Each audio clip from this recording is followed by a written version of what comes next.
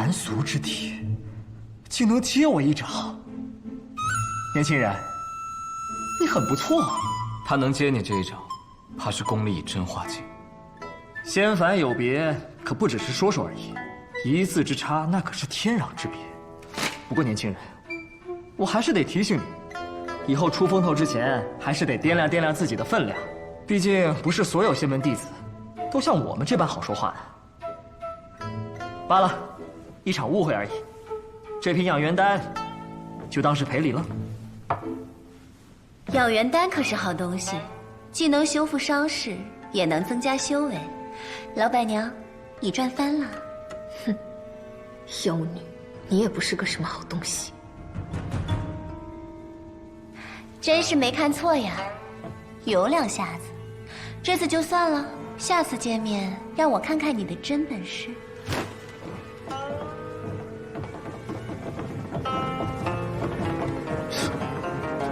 看来冲灵谷暂时是去不了了。阁下这么着急，这是要去哪儿啊？去找他，玩得开心。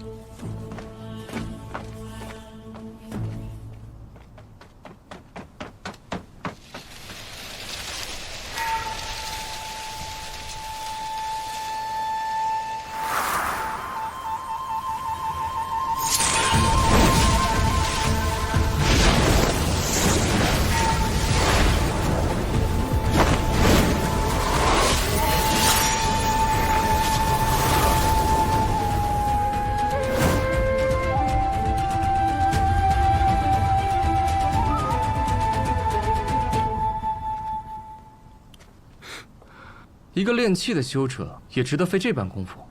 我劝你还是束手就擒，我时间可有限，师父还在等我回去呢。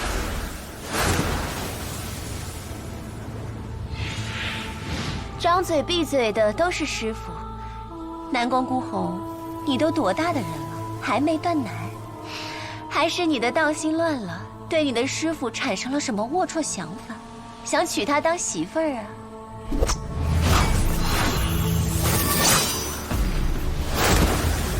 小仙子别怕，我不是要与你为难的，只是你杀了我教中的人，还毁了这件法器，我不得不将你带回去，给我的教众一个交代。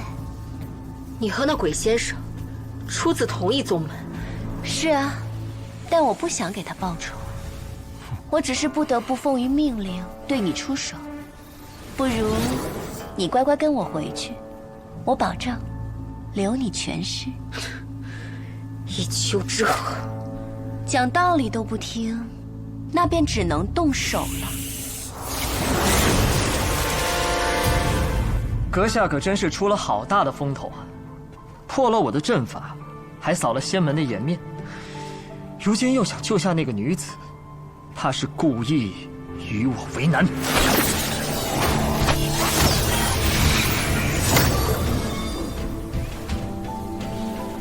这是我呕心沥血制造的囚笼法阵，这24道生门已被拦断，36条死路亦被阻绝，可所谓上天无路，下地无门，就算是金丹修者来了，也难以破开。现在我们可以好好聊天了吧？有没有人告诉你，你的话真的很多？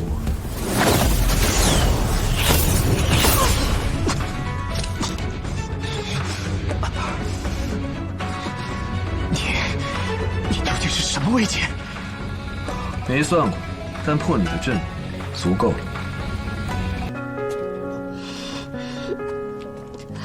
破中产生，即便残忍，好过命运困我们的是进退。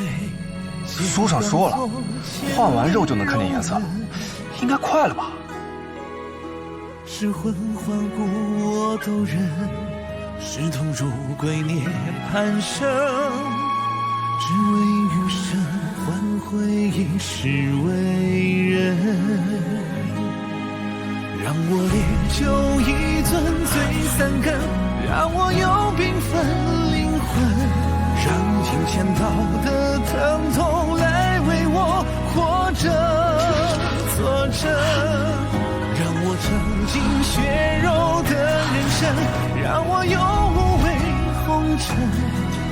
世间冷暖容我同存我，敢风敢梦不败火，畅快尘。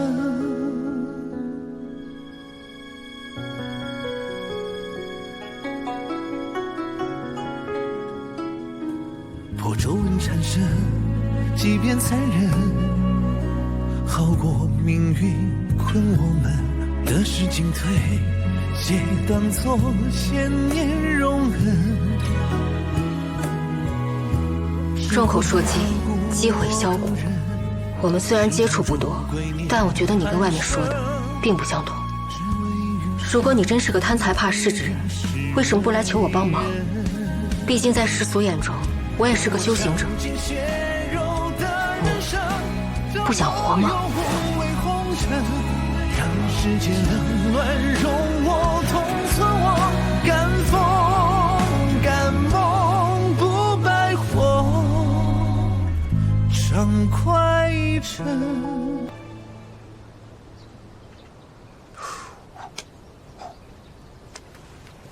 哎，老陆，新仙子怎么样了？想办法给他用了。这不是你的救命丹药吗？你不是已经送了他恢复气海的藏心兰吗？还送丹药做什么？给他送去。送完法器又送花，如今连保命丹药都送了。老陆，你心疼了。没错，换做是我也得心疼。新仙子办的这事儿属实仗义，他和你也就几面之缘吧，如今竟为了你豁出性命，受了那么重的伤，你说他图什么？莫不是真的看上你了？如果你有一天像他这样，我也会心疼你的。这话听起来不像什么好话。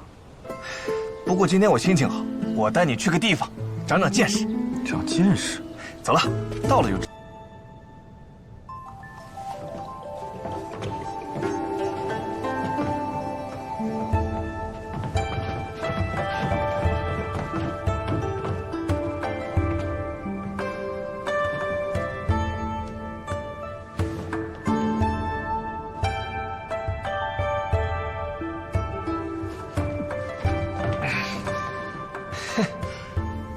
老陆，别光喝酒，过来呀！这就是你不帮我送药，也要带我来长的见识。对啊，今儿的醉仙楼被我包下来了，心交火树，红莲万蕊，舞姬娇媚，乐曲缠绵，有酒饮，有画赏，人生如此，夫复何求啊！那也要求得到才算啊！这种地方，对我来说，除了潮儿，就是闹眼。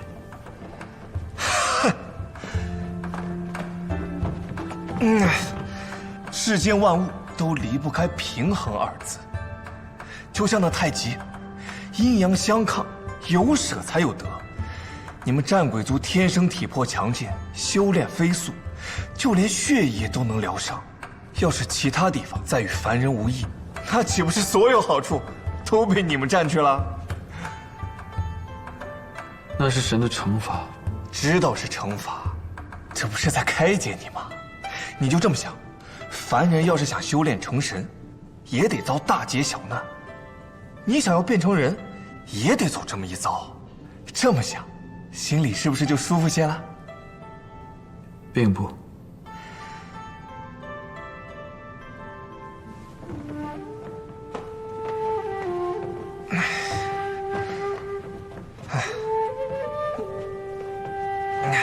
我知道，战鬼人残暴嗜杀，身体强健，却毫无痛感，自己不疼，也不在乎别人流不流血，于是疯狂，万物入口皆腐臭难闻，可为了生存，却要日日下咽。别人眼里的珍馐佳肴，于战鬼人而言，却如同泔水一般，于是其恨，也知白天黑夜。也有四季更迭，却夜夜无法安眠，终其一生不得一梦，于是焦灼，都说世上色彩万千，斑斓艳丽，可看不到也是一样的了无生趣。红粉佳人与修罗恶鬼，繁华盛世与阿鼻地狱一般无二。于是冷血，这样的人生对于你来说，可能毫无意义。但现在，你已经找到办法了，只要通过换皮、换肉、换骨、换血、换心这5关，你就能脱胎换骨，再世为人了。老陆，你已经可以安睡，也即将看得见颜色。你和别的战鬼人不同，你的阿鼻地狱已经有一束天光了。来，今天我就提前教教你，这世上都有什么样的颜色。远山寒带细舒扬，零零四弦竹匣伤。老陆，这是远山带。谢公子夸奖。苦涩浅浅米汤浇，风吹到熟金盏摇。这是米汤浇，这是金黄。四月青梅如豆大，林间枇杷正肥时。但这不是枇杷，也不是青色梅子。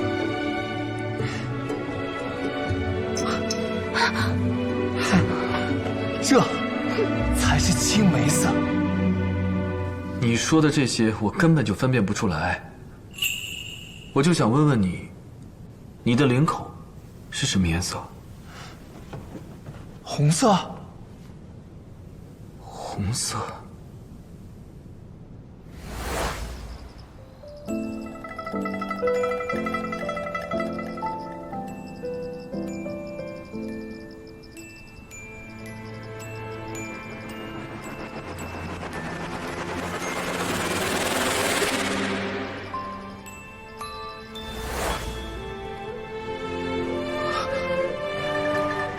老陆，你能看得见红色？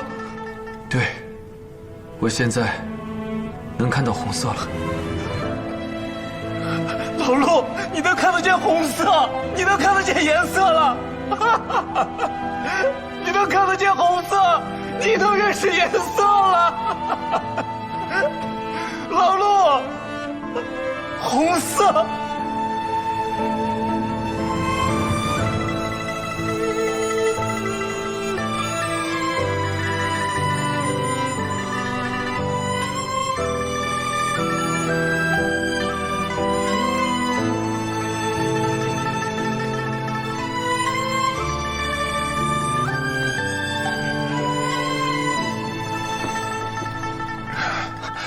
我还以为你这辈子都看不见颜色了。要是这个法子不好用怎么办？老陆，虽然咱俩年纪一样大，术法也一样强，不瞒你说，这么多年，我一直把你当儿子养的。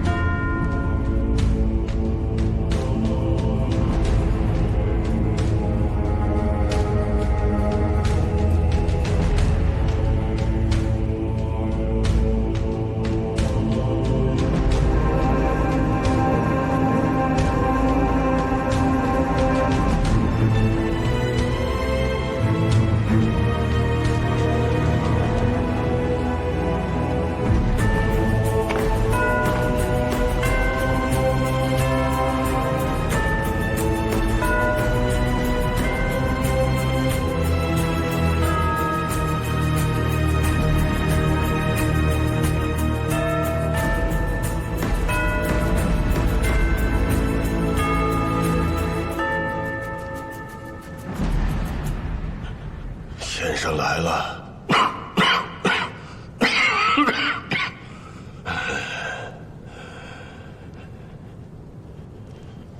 你别惊念，先生还是原来的模样，一点都没变。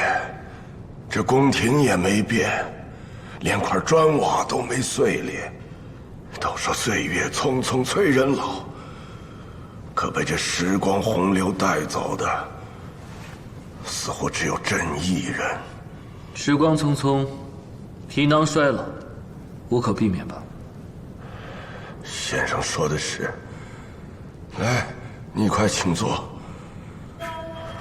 知道你来京城，朕特意命人取了乌泉山的冷酒，提前在冰窖里冰了2个时辰呢。先生当年最喜欢这酒的滋味，你快尝尝，这味道可有改变？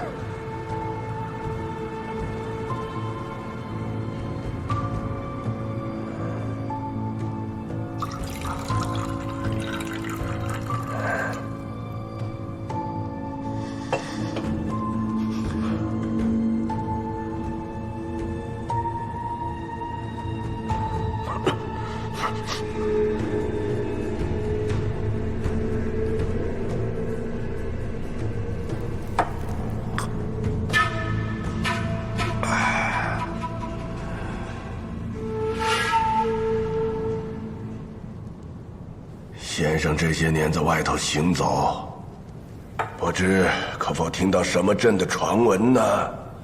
传闻？什么传闻？才华呀！先生难道没听说？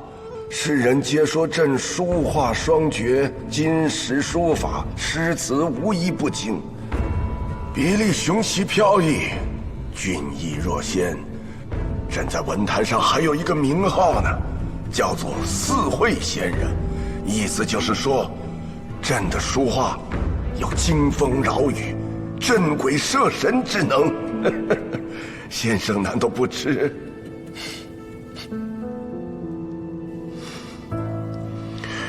先生何故发笑？我没别的意思，只是我这些年已经很少写字作画了，对这些事了解的不多。是吗？原来如此。当年一别，朕想先生该是改了名姓，可先生才华绝代，书法画作都是当世之冠，若有所出，定会一鸣惊人。朕便也专注此道，命人收集了大量的字画，可一直没有先生的消息。人生聚散，就好像是云边孤雁，水上浮萍。你不用太过于执着。是啊，我也是这么想。可先生向来一诺千金，说过的话绝无更改。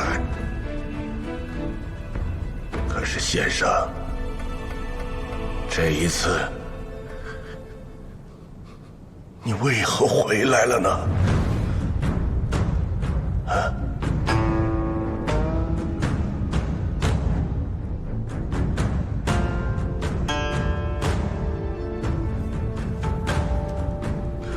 先生为何不说话？你想听什么？什么都好啊。你我师徒2人多年未见，难道不该忆忆往昔岁月，叙叙别后离情，聊聊故人，谈谈今朝吗？莫非先生已经没什么话想跟朕说了？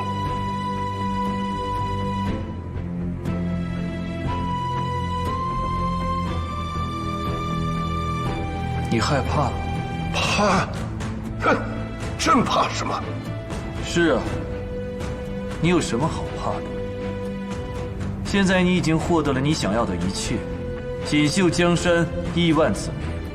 你现在坐在那个位置上，还有什么好怕的？当年我扶你上位，纯属巧合，我凑巧入了宫，与你师徒一场。偏偏那个时候，我看你还算顺眼。偏偏那个时候，宫内从上到下太不成样子，于是我便送你一程。我不求任何回报，我早就跟你说过了，你坐稳了皇位，便对我起了杀心。但你知道我不是一个凡人，所以根本杀不了我。我不会报复你，我说到做到，所以无论过去多少年，你都不用怕。我这次来，纯属为了私事，与最近的仙门修扯有关。这与你无关，你不用管。最多5日，我就会离开京城了。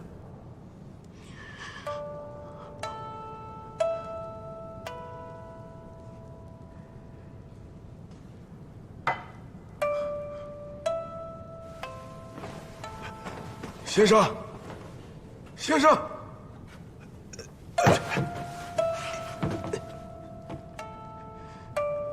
先生，您去过北乡了吗？当年你做了一幅画，孤山万丈，大雪绵延。你说北乡的日头很好，又灿又烈，一朝升起如大地铺金。你说早晚有一天，你会亲自去看看。你当年说你也要去，是。那你去了吗？不怕先生笑话。朕小时候读书，只觉我朝疆土广阔，富有四海。朕想着，若有一朝我能登上帝位，放眼边塞，该看到怎样的好风景。可当朕真的坐到了这个位置，却只看到了四四方方的院落，来来往往的朝臣。朕也很想出去走一走，可却怕丢了这把椅子。这把椅子，可是先生，你一路背着朕，踏过风雪，走过暗巷，经历了无数的阴谋算计、血腥与肮脏才抢来的。若是丢了，再也没有任何一个人能背着朕把它抢回来了。阿弟，你已经赢了，放宽心，好好睡一觉吧。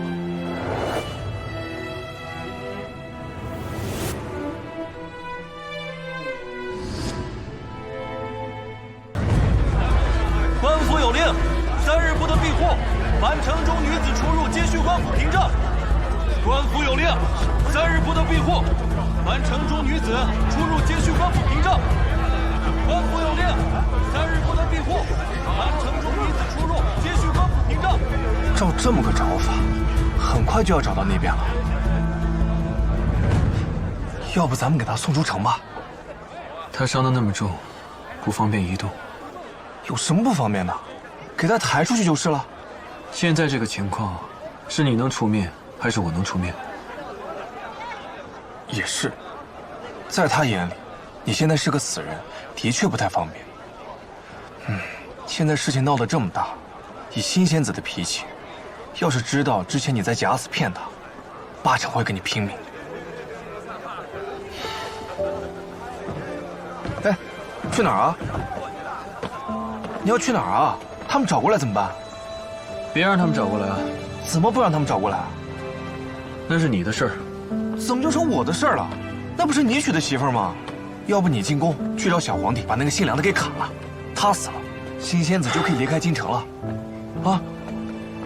哎！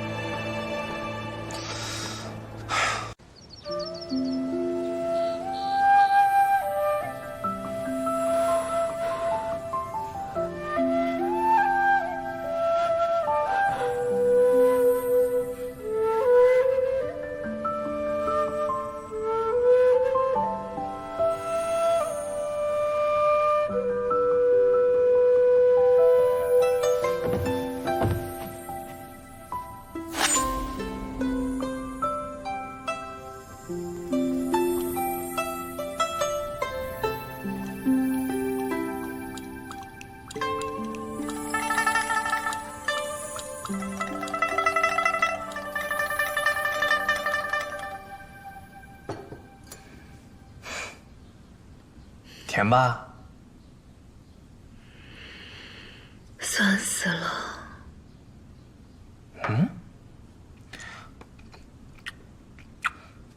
明明是甜的。哼，是老板你心酸，所以吃什么都酸。给我讲讲呗，你跟老陆是怎么认识的？想听？20两。 50两，不用找了。我说的是黄金。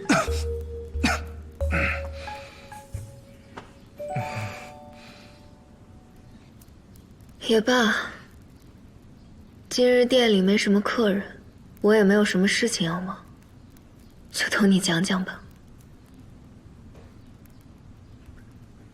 我和他是在11年前认识的。 那是我们见的第一面。劳烦福伯相送了。啊，先生言重了。先生能亲自教导少爷画艺，是李府的荣幸。那天出门，我穿了自己最漂亮的裙子，可惜摔了一跤，裙子脏了，脸也花了，肯定很丑。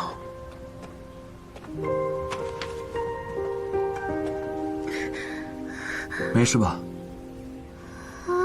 但他没嫌弃我，还把我送回了家。后来我才知道，他就是我新搬来的邻居。他是个画师，技艺精湛。我听人说他很有学问，不是一般人物。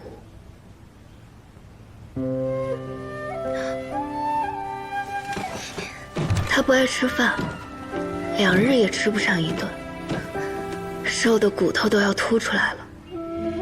我见了，便时常去给他送些吃的。但时间久了，渐渐的，也就歇了对他的那份心思，不常去见他了。这就对了。可过了半年。 有一桩天大的祸事落在了镖局身上。镖局做的是生意往来，给官府交些税租自然合理。但那一年要交的税额却出奇的高。我爹说，那叫不朽税。上位者想要长生不老，自然得要投入些资源。 但这些资源却要从我们百姓的手里抢。刚开始，不朽税只在东乡那边收取，许是消耗的太大，不得不扩大税收范围，而我们镖局便被纳入其中。我爹为了生计，便打算举家搬回老家，可他们却不肯放过我。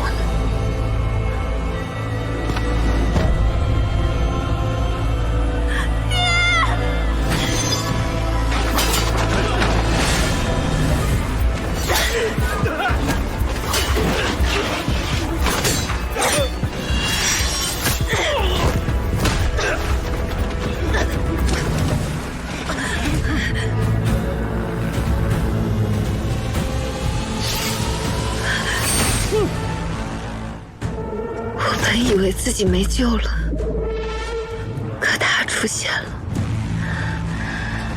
我自幼习武，会走路的时候就开始练刀了。我拼了命也打不过的那群人，他一招就杀了。我甚至都没有看清他的招式。自那时起，我就知道，他不是个凡人。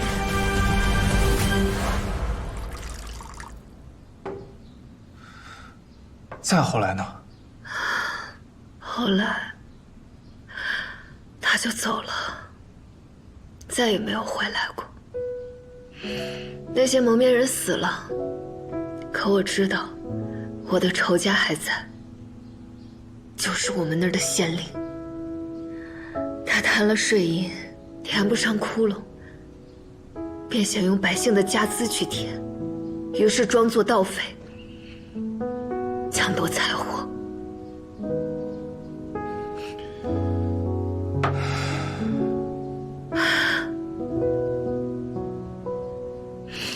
那一夜后，家里除了我，就只剩下一个小厮和喂马师傅，就是现在的小二和厨子。我们怕仇家再找回来，便也就离开了。然后，我们找了一个僻静的山坳，潜心练武。这一练就是5年。5年后，我们练成归来，找到了仇家，报了仇，就彻底离开了。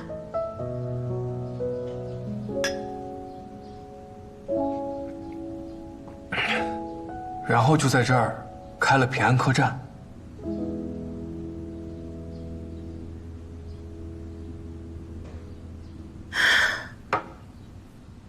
总得谋生不是？我其实没有想过再见到他。我知道他不是普通人，他可能是修行者，也可能是有狐族的仙人，或者是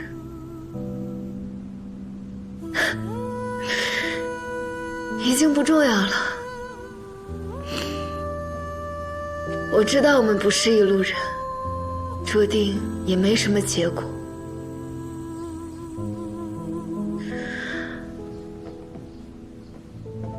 房里的这个姑娘，是他的心上人吧？为什么这么说？刚刚他抱她进来的时候，看起来很紧张，眼神里有怜惜，还有心疼。我们相识一场，镖局上下对他这个邻居也算得上和善，可就算我全家被屠，也没有见过他这个眼神。也许吧，应该是喜欢的。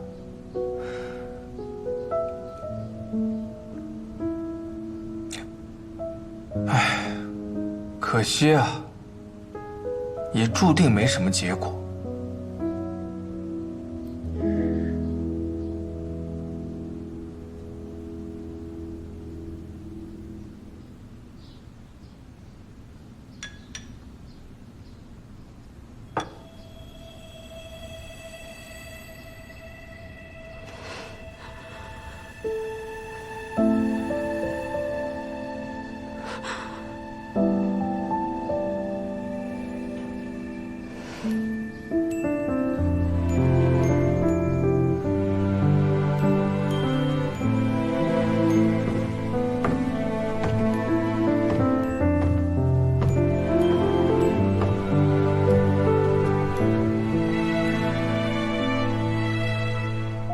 醉了，他自己要喝的，不是我灌的。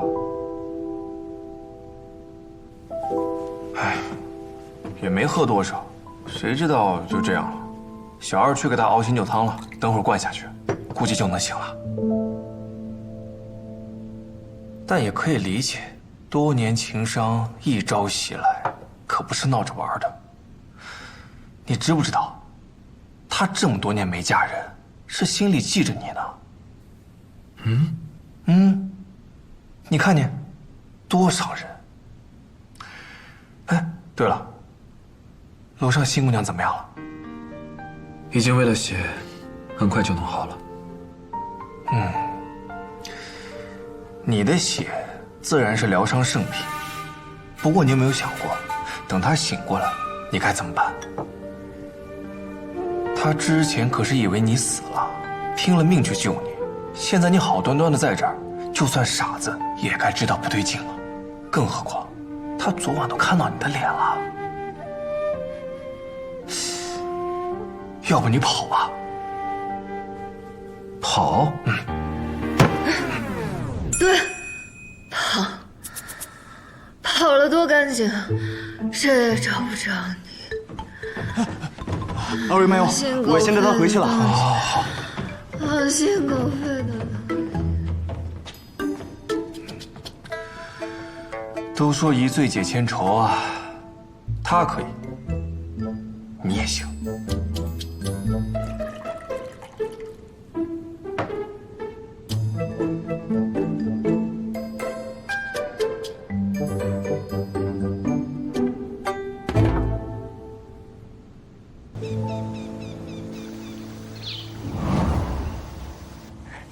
见过师祖。你是朱越？正是弟子。这么老了？弟子没有灵根，不能修炼。不过，我已经和师祖50年不见了。如今我都60有2了，我这身皮囊全是灵药保养，已经是很年轻了。苏太乙呢？不朽丹出炉在即，师父在九绝山中闭关炼药。闭关炼药？啊，那他为什么写信唤我回来？弟子不敢欺瞒师祖。其实这几年，师父一直都在找您，不管哪儿听到的消息，只要听着像您，师父就会传信。这次也是听说，京城有人硬扛仙门天骄，师父照例写信。本来没抱多大的希望，没想到还真的是您。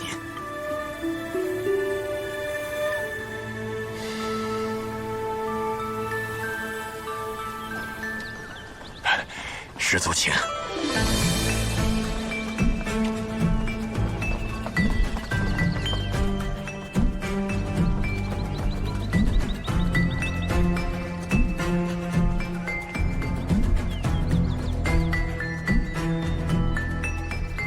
这什么意思啊？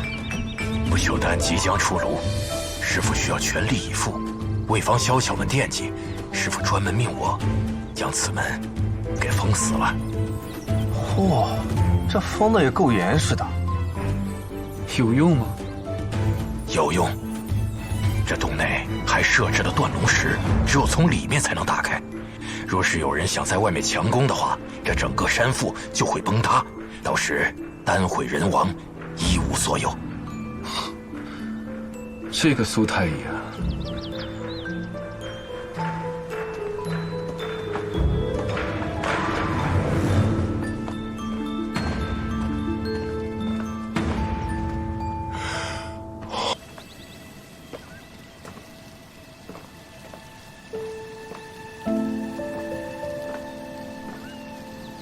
老陆，刚才过来的时候，我看到很多仙门来参加接下来的品丹大会，你说新仙子会不会也来了？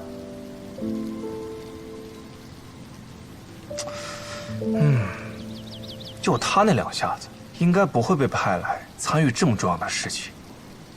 以苏太乙那个德行，能把自己一直关在谷里炼丹，我怎么就不信呢？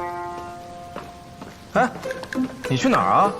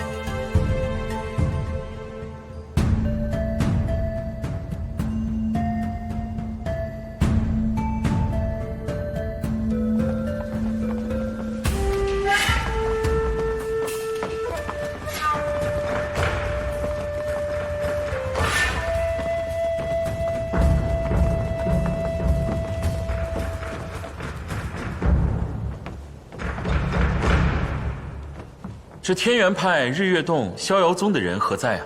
日月洞宫羽真人正在路上，稍后会开启阵法。投影此处。逍遥宗身处北乡，路途偏远，想来也应是在路上了。天元派可曾知会过各位，何时能到啊？你看我干什么？天元派来不了，我怎么知道？我看是路上遇到了什么意外，来不了了吧？哎，苏太医怎么还没来呢？家师正在九绝山闭关炼丹，如今已到最后关头，事关重大，不容有失，所以未能亲来。这少卢出丹多少啊？不清楚。那苏神医何时才能出关呢？不知道。你这也不知，那也不知，那你召我们来干什么？今日召集诸位于此，主要是为了统计各位手中的宫山玉牌，以便接下来分配不朽丹。此事由朱玉师兄主持。朱玉，人呢？朱玉师兄尚在素问堂出诊，稍后便来。哦。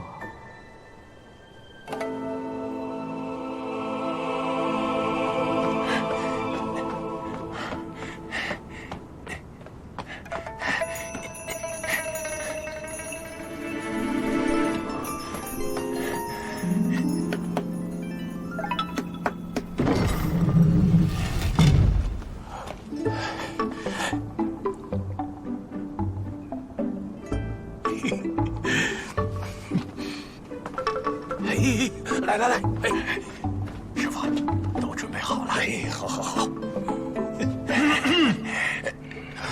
不朽丹尚未出炉，阁下来早了。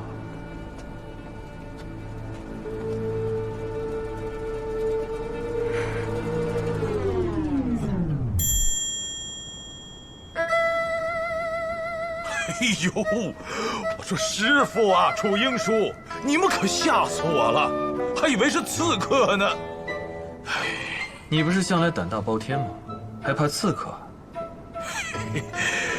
这不岁数大了吗？啊！哎，师傅，楚英叔，快请，来。哎呀，